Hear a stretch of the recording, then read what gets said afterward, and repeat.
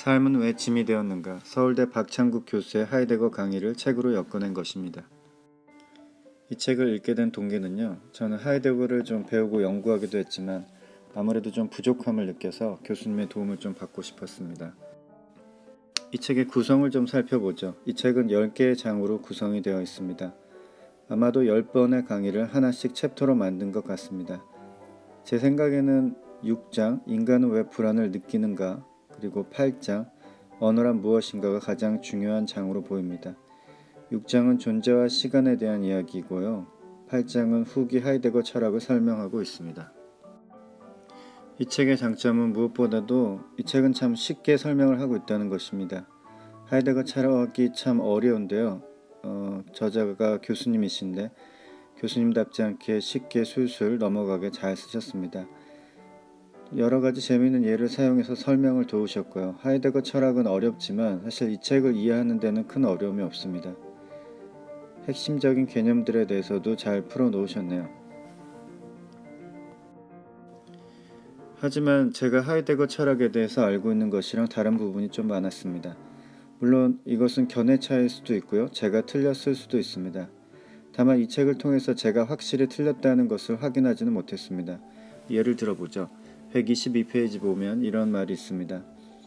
하이데거는 이렇게 인생의 의미를 물을 수 있다는 것이야말로 인간의 가장 본질적인 특성이라고 보았습니다.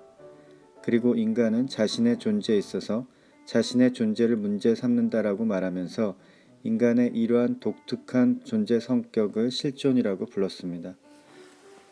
122페이지에 나온 내용입니다. 우리나라 말로 실존이라고 번역되는 다자인이라는 단어 자체는요, 거기 있다는 의미입니다. 실존은 자신의 존재를 문제 삼는 인간의 독특한 존재 성격의 의미보다는 인간이 자신의 존재 본질을 알 수 없다는 측면을 강조한 말로 저는 알고 있습니다.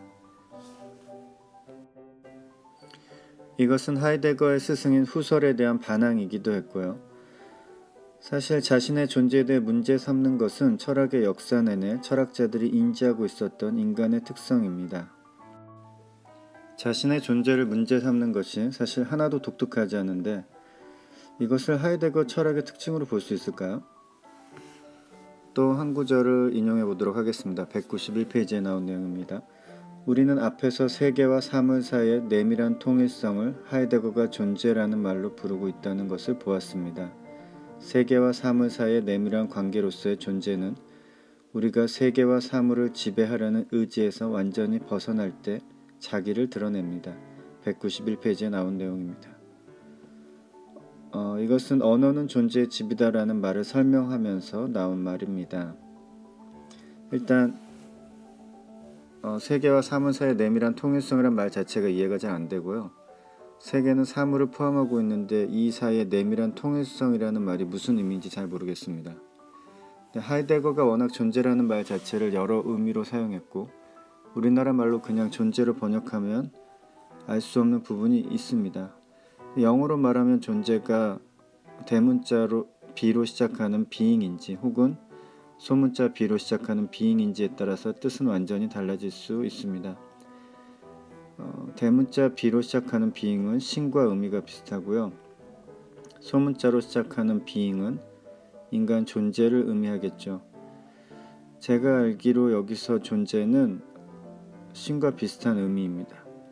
물론 저자도 인간 존재의 의미로 이해한 것은 아니지만 그렇다고 또 신과 비슷한 의미로 이용한 것 같지도 않습니다.